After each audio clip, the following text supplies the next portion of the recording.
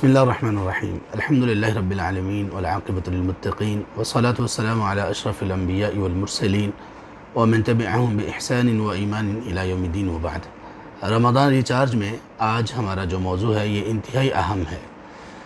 یہ اس اعتبار سے انتہائی اہم ہے کہ ہم آج وہ چیز ڈسکس کریں گے جس کی وجہ سے ہمارا روزہ اللہ کے ہاں بھی روزہ ہی قرار دیا جائے گا۔ ہم روزہ رکھنے والے بہت سارے لوگ ایسے ہیں کہ لوگوں کی نظر میں تو روزہ دار ہیں، لیکن اللہ کی نظر میں اللہ سبحانہ وتعالیٰ کے معیار کے مطابق ہمارے روزے پورے نہیں اترتے۔ اللہ ہمیں اس سے محفوظ فرمائے۔ اللہ کے رسول صلی اللہ علیہ وسلم نے اللہ تعالیٰ نے روزے کو مشروع قرار دیا، اور رسول اللہ صلی اللہ علیہ وآلہ وصحبہ وسلم نے ہمیں روزہ رکھنے اور روزہ نبھانے اور روزے کے آداب، روزے کی شروط اور روزہ کس طرح سے پورا کیا جائے، یہ سب کچھ ہمیں سکھا دیا۔ اور ان تمام چیزوں کا مقصد یہ ہے کہ ہم لوگ یہ دیکھ سکیں کہ روزہ رکھنا یہ ایک طریقہ ہے جو آپ صلی اللہ علیہ وسلم نے ہمیں سکھایا، اور ایک مقصد ہے جو اس طریقے کے پیچھے موجود ہے، جس کو اس طریقے کو استعمال کرتے ہوئے اچیو کرنا اور حاصل کرنا مقصود ہے۔ اگر ہم نے طریقے پر عمل تو کر لیا، جو طریقہ ہمیں بتایا گیا روزہ رکھنے کا، اس پر تو ہم نے عمل کر لیا، لیکن ہم نے اگر مقصد کو اچیو نہ کیا تو پھر یہ خسارے کی بات ہے۔ تو اس لیے ہمارے آج کے موضوع میں پہلی بات یہ ہوگی کہ روزے کا طریقہ اور روزے کا مقصد، یہ دونوں الگ الگ چیزیں ہیں، اور پھر ان دونوں میں فرق کہاں پر ہے۔ روزے کا طریقہ یہ ہے کہ روزہ مخصوص اعمال سے رک جانا مخصوص مدت کے لیے، اور اس کی ابتدا اور اس کی انتہا جس طرح سے سکھائی گئی ہے اس طرح سے کی جائے۔ مثال کے طور پر سحری ہمیں کرنا سکھایا گیا، ہم سحری کریں۔ سحری کر لینے کے بعد جب سحری کا وقت ختم ہو جائے تو پھر افطاری تک ہمیں وہ تمام چیزیں جن سے رکنے کا کہا گیا، جو اس سے پہلے حلال تھیں، ان سے ہم رک جائیں۔ کھانا پینا اور اسی طرح سے اپنی شہوات پر عمل کرنا، اپنی شہوات کو پورا کرنا حلال طریقے سے، جو سحری سے پہلے اور افطاری کے بعد ہمارے لیے جائز ہے لیکن ابھی ممنوع ہے۔ اور پھر اس طرح سے اس چیز کو افطاری کے وقت تک، غروب آفتاب تک نبھانا، یہ ہے روزے کا طریقہ۔ یہ ہے روزے کا طریقہ، سحری کھانے کے بعد افطاری کر لینے تک ان چیزوں سے بچنا جن چیزوں سے بچنے کا کہا گیا، بھوک پیاس برداشت کرنا، اور اپنی شہوانی جو ضروریات ہیں ان کو کنٹرول میں کرنا، اور اس طرح سے دن گزار دینا، یہ روزہ ہے اور یہ روزے کا طریقہ، یہ تو عام بات ہے۔ اب اس کا مقصد کیا ہے؟ مقصد اللہ تعالیٰ نے جہاں روزے کو مشروع قرار دیا، جہاں پر روزے کو اللہ تعالیٰ نے فرض قرار دیا، وہیں پر مقصد بھی بیان کر دیا۔ وہاں طریقہ بیان نہیں کیا لیکن مقصد ضرور بیان کیا، اس لیے کہ مقصد اصل ہوتا ہے۔ کسی بھی چیز کے پیچھے اصل چیز مقصد ہے، طریقہ پھر اس کے بعد دوسرے نمبر پر آتا ہے۔ ہاں، کچھ چیزوں کا طریقہ، کچھ مقاصد کو پانے کا طریقہ مختلف ہوتا ہے، کچھ مقاصد کو پانے کے طریقے ایک سے زیادہ بھی ہوتے ہیں، اور کچھ مقاصد ایسے ان کو پانے کا طریقہ ایک ہی ہوتا ہے۔ جیسے روزہ ہے، روزے کو پانے کا ایک ہی طریقہ ہے، طریقہ تو ہم نے لے لیا، لیکن مقصد کو پانے کے لیے کچھ اور چیزیں ایسی ہیں جو کہ ہم کبھی کبھی اس میں کمزوری کر بیٹھتے ہیں، کمزوری دکھاتے ہیں، کوتاہی کر بیٹھتے ہیں، جس کی وجہ سے اللہ تعالیٰ کے ہاں ہمیں روزے داروں میں شمار نہیں کیا جاتا۔ اللہ تعالیٰ ہم سب کو اس سے محفوظ رکھیں۔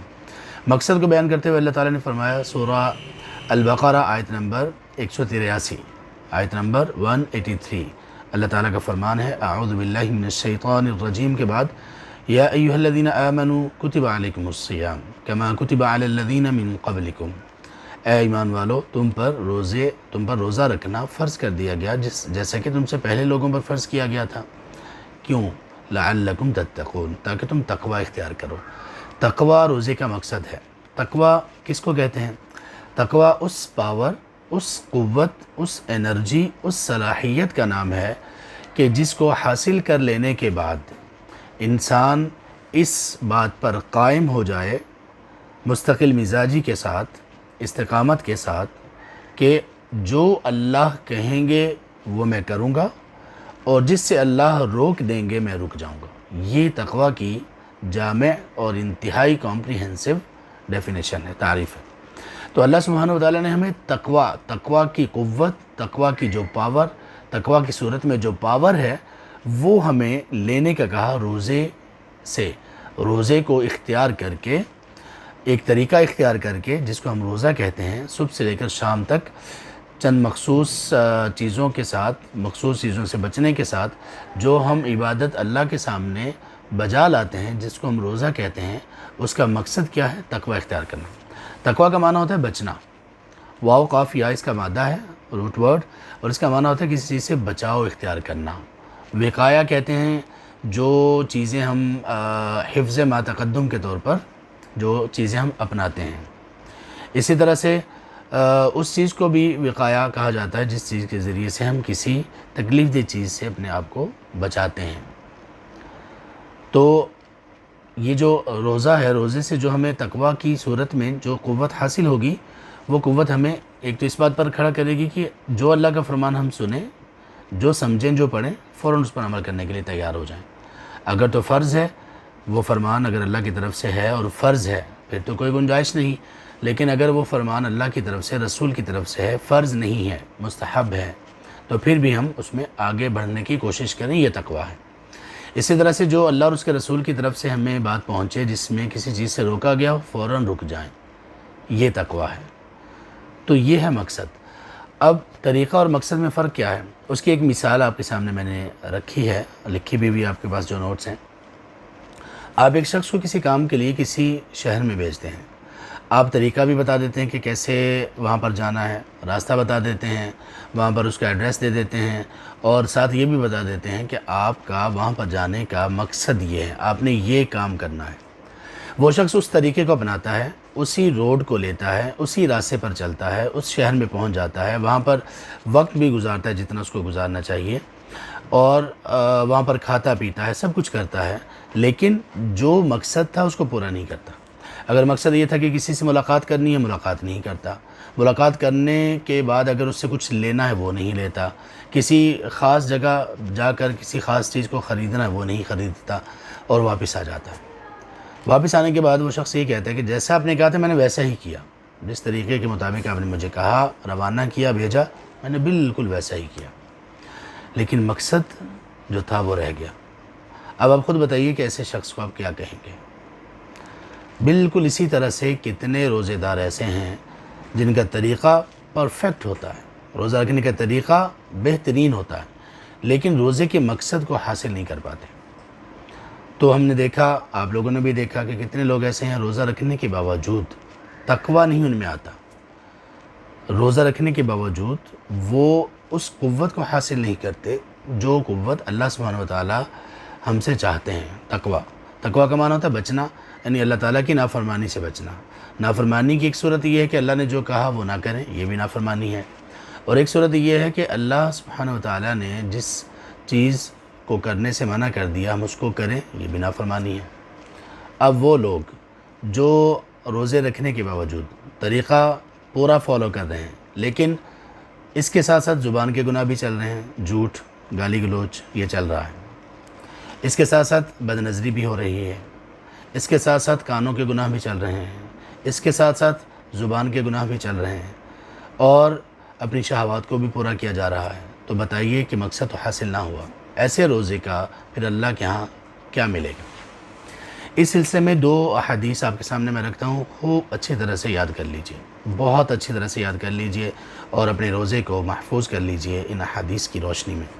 اللہ کے رسول صلی اللہ علیہ وآلہ وصحبہ وسلم نے ارشاد فرمایا، امام بخاری رحمہ اللہ نے اس حدیث کو ذکر کیا اپنی صحیح بخاری میں کتاب الصوم میں، کہا من لم يدع قول الزور والعمل به فليس لله حاجة في ان يدع طعامه وشرابه، کہ جو شخص روزہ رکھنے کے باوجود جس نے جھوٹ بولنا نہ چھوڑا اور جھوٹ پر عمل کو نہ چھوڑا، جھوٹ پر عمل میں غیبت، چغلی، جھوٹ پر عمل میں بد نظری، جھوٹ پر عمل میں برا سننا، سب چیزیں آ جاتی ہیں۔ جس نے جھوٹ نہ چھوڑا روزہ رکھ کر اور جھوٹ پر عمل نہ چھوڑا، تو اللہ تعالیٰ کو کوئی ضرورت نہیں ہے اس شخص سے کہ وہ اپنے کھانے اور پینے کو چھوڑے۔ کیا مطلب؟ اب جو شخص جھوٹ بولتا ہے تو کیا وہ اب روزہ اپنا افطار کر دے؟ نہیں افطار نہیں کرے گا، روزہ تو اپنا پورا کرے گا، لیکن اس میں اب سمجھایا یہ گیا ہے کہ جس شخص نے جھوٹ نہیں چھوڑا تو اس نے پھر روزے کے مقصد کو نہیں پایا۔ جس شخص نے اپنے آپ کو جھوٹ پر عمل سے باز نہ رکھا تو پھر اللہ تعالیٰ کو صرف بھوک اور پیاس کی تو ضرورت نہیں ہے، یعنی اللہ تعالیٰ نے جو چیز مشروع کی وہ صرف یہ نہیں کہ تم بھوکے پیاسے رہو، یہ تو طریقہ ہے۔ اصل جو اللہ چاہتے ہیں وہ تقویٰ ہے۔ جب تقویٰ ہی اختیار نہیں کیا تو پھر آپ کے بھوکا اور پیاسا رہنے کا کیا مقصد ہے، کیا فائدہ ہے؟ اللہ تعالیٰ کے ہاں اس کا کوئی فائدہ نہیں۔ یہ اس حدیث کا مطلب۔ دوسری حدیث اللہ کے رسول صلی اللہ علیہ وسلم کی، وہ سنن ابن ماجہ میں ہے، اور وہ تو بہت ہی دہلا کر رکھ دینے والی ہے۔ آپ صلی اللہ علیہ وسلم نے ارشاد فرمایا، رب صائم لیس له من صیامہ الا الجوع، کتنے روزے دار ایسے ہیں کہ انہیں اپنے روزے سے سوائے بھوک کے کچھ نہیں ملتا۔ کیا مطلب؟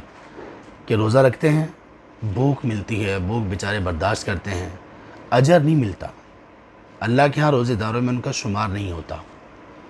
جنت میں جانے کے لیے وہ روزے داروں کے لیے جو مخصوص دروازہ ہے باب الریان، اس میں سے داخل نہیں ہوں گے۔ روزے کی جتنی عظمتیں، فضیلتیں، جتنی اللہ کی عنایتیں، نوازشیں روزے کی وجہ سے نازل ہوتی ہیں، اس سے محروم ہو جاتے ہیں بیچارے۔ کتنے آپ نے کہا روزے دار ایسے ہیں کہ ان کو روزے سے صرف بھوک ملتی ہے، بھوک کے سوا کچھ نہیں ملتا۔ وَرُبَّ قَائِمٍ لَيْسَ لَهُ مِنْ قِيَامِهِ إِلَّا السَّحَرُ، اور کتنے قیام کرنے والے ایسے ہیں، تہجد پڑھنے والے، تراویح پڑھنے والے کو ان کی تراویح سے، تہجد سے سوائے بیداری کے کچھ نہیں ملتا، بیداری کی مشقت کے کچھ نہیں ملتا۔ کیا مطلب؟ اجر و ثواب سے محروم ہے۔ کیوں؟ تقویٰ نہیں ہے، تقویٰ نہیں ہے، وہ چیز جو روزہ سکھاتا ہے وہ نہیں ہے۔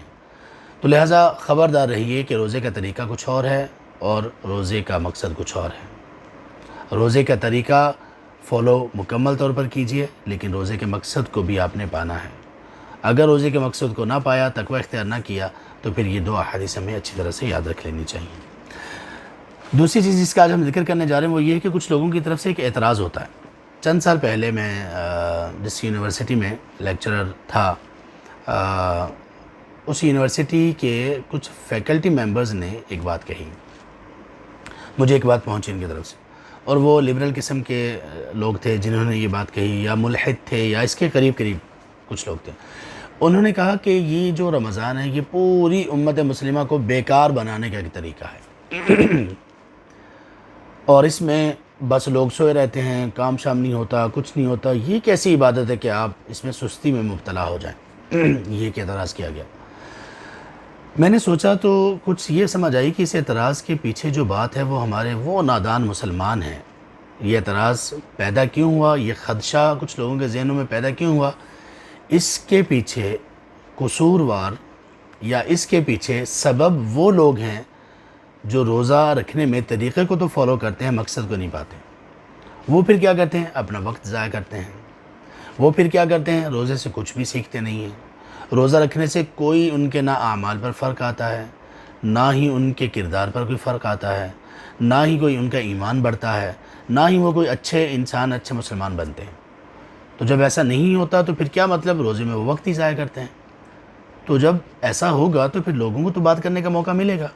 اس اعتبار سے تو اعتراض یہ ٹھیک ہوا۔ تو پھر کیا کریں؟ اللہ اکبر، سب سے پہلے تو ہم اپنی کوتاہی ختم کریں۔ لیکن اگر جس نے یہ اعتراض کیا، کم از کم روزے دار جو کچھ مرضی کریں، جیسا بھی کریں، سب کے ایمان کا درجہ اور لیول مختلف ہوتا ہے، سب کے عمل کرنے کا انداز بھی مختلف ہوتا ہے۔ کچھ بھی کہہ لیں، لیکن یہ روزہ ہے، اس کا ادب و احترام اپنی جگہ پر۔ کوئی مسلمان کم از کم یہ نہیں کہہ سکتا کہ یہ رمضان مسلمانوں کو بیکار کرنے کا ایک ذریعہ ہے اور وہ روزہ نہ رکھے۔ اگر تو یہ اعتراض کرنے والے صاحب واقعی مسلمان ہیں تو سبحان اللہ، ان کو تو یہ شایان شان ہی نہیں ہے۔ لیکن اگر ان کو اسلام سے کوئی شکوہ ہے، اسلام کی تعلیمات ان کی سمجھ میں نہیں آ سکی، یا وہ مسلمان ہی نہیں ہیں، مانتے نہیں اسلام کو، ملحد ہیں، ایتھیسٹ ہیں، تو پھر ان کے لیے گزارش کچھ اور ہے۔ اگر کوئی مسلمان ہے تو کسی مسلمان کے لیے رمضان کی فضیلت، رمضان کی عظمت اور اس کے متعلق جو آیات اور احادیث ہیں وہ کافی ہیں۔ کوئی سمجھ گیا تو وہ پھر رمضان سے بہت کچھ حاصل کرے گا، جس سے نہ صرف یہ کہ بندے کا خود اس کا نفس تعمیر ہوگا بلکہ پورا معاشرہ تعمیر ہوگا۔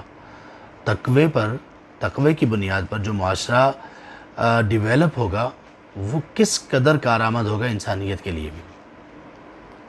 کوتاہی، سستی، جھوٹ، فراڈ، غیبت، چغلی، دوسروں کو نقصان پہنچانا، اپنے کام میں خیانت کرنا، یہ تمام چیزیں روزہ رکھنے سے ان تمام چیزوں کو ایلیمینیٹ کیا جا سکتا ہے، ختم کیا جا سکتا ہے، اور آدمی بہترین مسلمان بنتا ہے۔ بہترین مسلمان بنے گا تو وہ بہترین انسان ہوگا، اور بہترین انسان پوری انسانیت کے لیے فائدہ مند ہے۔ لیکن یہ کب ہوگا؟ جب روزے کو ہم اس کے مقصد کے ساتھ لیں گے۔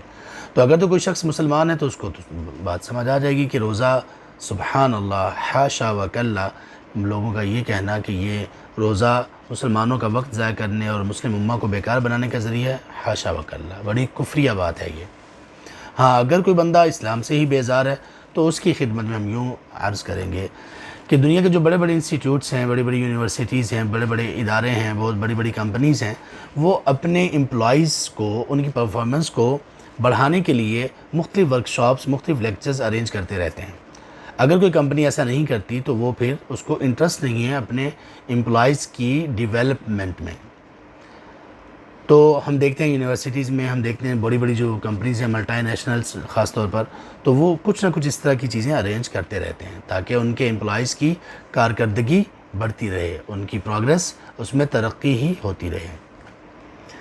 روزہ مسلمانوں کے لیے ایک وہ ورکشاپ ہے جس کی وجہ سے مسلمانوں کا، افراد کا، انڈیویجولز کا اور سوسائٹیز کا پورا ایک کورس ہے جس کی وجہ سے وہ ڈیولپ ہوتے ہیں، ان کی پروگریس بڑھتی ہے، وہ انفرادی طور پر انڈیویجولی بہترین کریکٹر کے مالک بن جاتے ہیں، معاشرتی طور پر معاشرے کا بہترین حصہ بنتے ہیں، انسانیت کے بہترین غمخوار بنتے ہیں، انسانیت کے بہترین مددگار بنتے ہیں، وہ بہترین سٹیزن بنتے ہیں، وہ بہترین فیلوز بنتے ہیں، وہ بہترین کولیگز بنتے ہیں، وہ بہترین باپ، اولاد، خاوند، بیوی اور بہترین انسان بنتے ہیں اگر کوئی شخص رمضان کی واقعی رمضان کو ایز اے ورکشاپ لے لے تو۔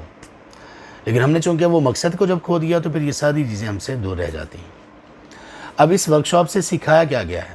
دیکھیے، بات یہ ہے کہ آپ کا کانٹینٹ، اس کا پرپز کیا ہے۔ اب کانٹینٹ جن لوگوں کو آپ نے پڑھایا، سکھایا، بتایا، ان میں سے کوئی کتنا اس کو حاصل کرتا ہے یہ تو لوگوں پر ڈیپینڈ کرتا ہے، لیکن کانٹینٹ کیا ہے، پرپز کیا ہے، اصل یہ بات ہے۔ روزے کے پیچھے، روزہ جو ورکشاپ ہے، روزہ جو ایک پریکٹس ہے، روزہ جو ایک آدمی کو بوسٹ کرنے کا، اس کے کردار کی تعمیر کا ذریعہ ہے، اس کے پیچھے کون کون سی چیزیں ہیں۔ ہم صرف 3 چیزوں کا ذکر کریں گے، اور جو اصل میں 2 چیزیں ہی ہیں۔ 3 چیزوں میں سے ایک چیز ہے، سب سے پہلے یہ کہ تزکیہ نفس۔ انسان خود کی مرمت اور خود کو تعمیر کرتا ہے روزے کے ذریعے سے۔ اس کے بارے میں ایک حدیث سنیے، اللہ کے رسول صلی اللہ علیہ وسلم نے فرمایا، جب تم میں سے کسی کا روزہ ہو اور اس سے کوئی بندہ اگر لڑائی کرے، جھگڑا کرے اور اس کو گالی دے، کچھ بھی کرے، تو وہ جواب میں نہ اس سے جھگڑا کرے گا، نہ اسے گالی دے گا، بلکہ کیا کہے گا؟ فَلْيَقُلْ إِنِّي صَائِمٌ، فَلْيَقُلْ إِنِّي صَائِمٌ، بس صرف اتنا کہے گا کہ میں روزے سے ہوں، میں روزے سے ہوں، وہ صرف اتنا کہے گا کہ میں روزے سے ہوں۔ اب مجھے یہ بتائیے کہ یہ جو سٹیمنا اور یہ جو ٹالرنس ہے، یہ کہاں، کون، کیسے پیدا کر سکے گا؟ کیسے یہ چیز پیدا ہوگی؟ سبحان اللہ، کیا یہ پیدا کرنا اتنا آسان کام ہے؟ دنیا کی بڑی بڑی کمپنیز، دنیا کے بڑے بڑے دانشور، بہت ایجوکیٹڈ لوگ کیا اس چیز کو اس طرح سے لوگوں میں پیدا کر سکتے ہیں؟ اتنی ٹالرنس کون سکھاتا ہے؟ کہاں سکھائی جاتی ہے؟ ایک شخص آپ سے جھگڑا کر رہا ہے، تو تکرار سے بات گالی گلوچ تک پہنچی، اور اس کے بعد لڑائی جھگڑے، ہاتھ اٹھانے تک پہنچ گئی، اور آپ سے کیا کہا جا رہا ہے؟ آپ دیکھو، انی صائم، وہ میرا روزہ ہے۔ صائم کا مطلب ہوتا ہے رکنے والا۔ بھائی میں رکا ہوا ہوں، میں نہ آپ کو گالی دوں گا، نہ میں آپ سے لڑائی کروں گا، میں کچھ نہیں کروں گا، بس اس سے جان چھڑا لیں۔ اگر آپ کا کوئی کولیگ ایسا ہو، آپ کے لیے کتنی بلیسنگ ہے کہ آپ کو اتنا اچھا کولیگ مل گیا جس میں اتنی ٹالرنس ہے۔ اب وہ بندہ جس نے یہ اعتراض کیا ہے، اس سے پوچھیں کہ کیا اتنی ٹالرنس والے لوگ آپ کو ملتے ہیں؟ ذرا ایسے بندے کے ساتھ کسی بندے سے کہیں ذرا لڑائی جھگڑا کر کے دیکھیں، پھر اس سے پوچھیں کہ آپ کی برداشت کتنی۔ تزکیہ نفس۔ پھر تزکیہ نفس میں صرف اتنا نہیں، بلکہ اپنے دل کو پاک کرنا، دل سے نفاق، دل سے ریاکاری، دل سے حسد، بغض، کینہ، سب چیزیں نکال دیں۔ روزہ یہ تعمیر کرتا ہے، سب چیزیں نکال دیں۔ روزہ یہ تعمیر کرتا ہے، یہ کردار ہے جو روزہ ڈیولپ کرتا ہے۔ تو سب سے پہلے انڈیویجول کو تعمیر کرتا ہے، سب سے پہلے نفس کا تزکیہ کرتا ہے روزہ، یہ ورکشاپ، اگر ہم مقصد کو لیں تو اس کے بعد پھر دوسروں کا احساس ہے۔ روزہ کیا ہے؟ دوسروں کا احساس۔ اللہ اکبر، انسانیت کی بات ہے۔ انہوں نے کہا نا کہ یہ لوگوں کو بیکار بنانے کا ذریعہ ہے۔ سبحان اللہ، لوگوں کو بیکار بنانے کا ذریعہ، پتہ نہیں کون سے لوگ آپ نے دیکھے ہیں۔ روزے کے ذریعے سے دوسروں کا احساس یہ اتنی بڑی چیز ہے کہ انسان دوسروں کے لیے نفع مند بن جائے۔ اللہ کے رسول صلی اللہ علیہ وسلم نے کیا فرمایا؟ خیرکم انفع للناس، تم میں سے وہ بہترین شخص ہے جو دوسروں کے لیے جتنا زیادہ نفع مند ہے، جتنا زیادہ وہ لوگوں کو نفع دے سکتا ہے، اتنا ہی زیادہ اللہ کی نظر میں وہ بہترین ہے۔ اب روزے کے ذریعے سے جب روزہ ہم رکھتے ہیں تو اس سے کون کون سے احساسات ہم میں پیدا ہوتے ہیں اور ہونے چاہیے؟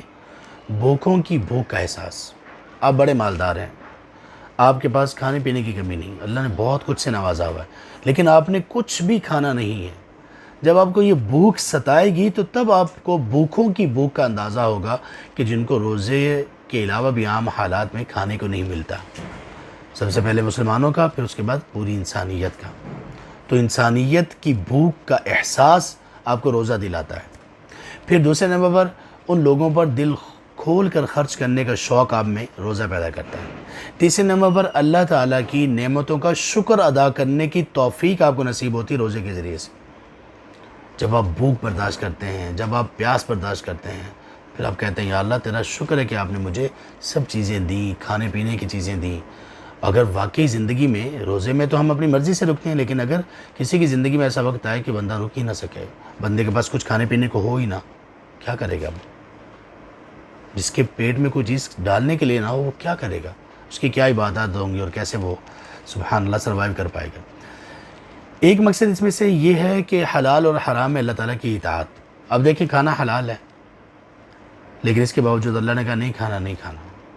تو جب یہ سٹیمنا پیدا ہو جائے تو پھر کیسے آدمی روزے کے علاوہ بھی حرام چیزوں کی طرف جا سکتا ہے؟ یہ ایک چیز انسان میں پیدا ہوتی ہے، حلال حرام میں تمیز کرتا ہے۔ اسی طرح مال و متاع کی جو حرص ہے نا، مال دولت کی جو حرص ہے، اس میں کمی پیدا ہوتی ہے روزے کی وجہ سے۔ روزے یہ سکھاتا ہے، یہ ورکشاپ ہے روزے کی، اور اس کے یہ مقاصد ہیں، یہ چیزیں ہمیں سیکھنی چاہیے کہ جب بندے کو پتہ ہے کہ یہ سب چیزیں اتنی بیکار ہیں، اللہ نے مجھے منع کر دیا اور میں اب نہیں کھاؤں گا، اور اگر کسی کو اللہ تعالیٰ اس طرح سے روک دیں کہ کوئی ایسی اللہ نہ کرے بیماری آ جائے کہ وہ کھانے پینے کے قابل نہ رہے بیچارہ، کروڑوں روپے اربوں روپے کا مالک لیکن کچھ کھا نہیں سکتا، اور ایسے کتنے واقعات ہمارے سامنے، اللہ ہمیں اس سے محفوظ رکھیں۔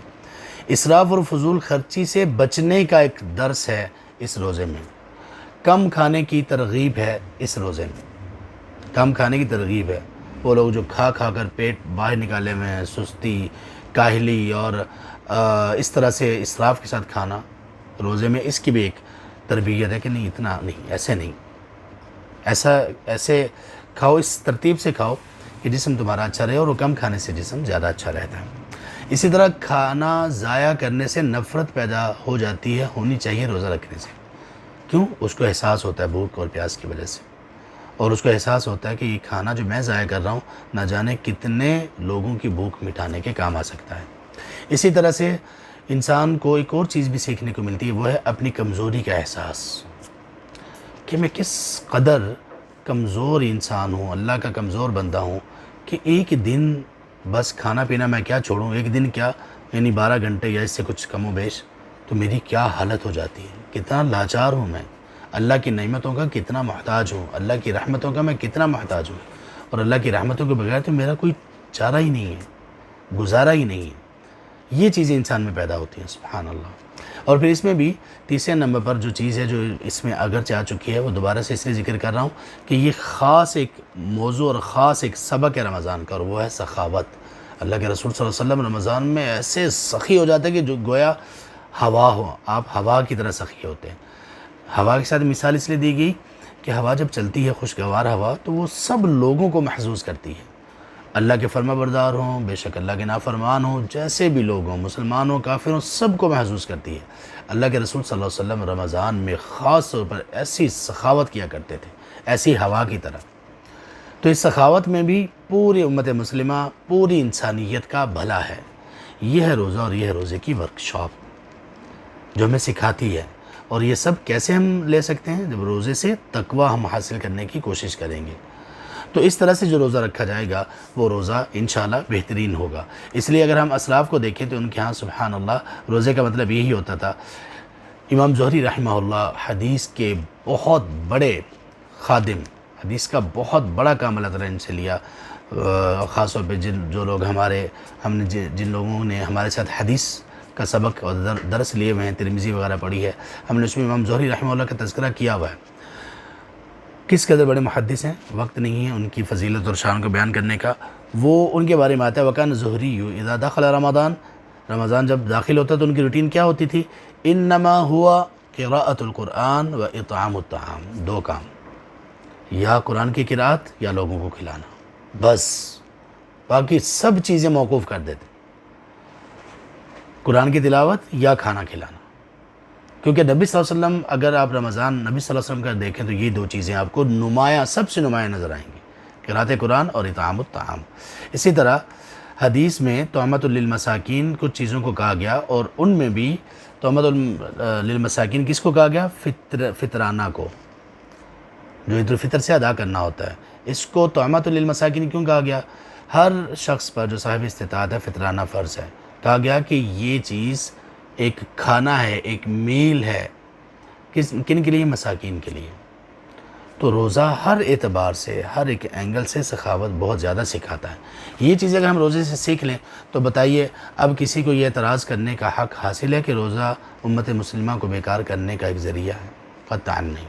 لیکن کاش ہم روزے سے سیکھیں۔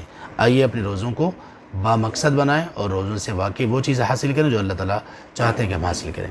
اللہ تبارک و تعالیٰ ہمیں خیر اور سلامتی کے ساتھ رمضان میں داخل کریں، رمضان سے بھرپور فائدہ اٹھانے کے اللہ ہمیں توفیق دیں، اور رمضان اس طرح سے رخصت ہو ہم سے کہ ہم اللہ تعالیٰ کے ان لوگوں میں شامل کیے جا چکے ہوں کہ جن لوگوں کو اللہ تعالیٰ نے جہنم کی آگ سے آزاد کر دیا اور جن کو اللہ نے اپنی رحمت کا مستحق قرار دے دیا۔ آمین یا رب العالمین۔ والسلام علیکم ورحمۃ اللہ وبرکاتہ۔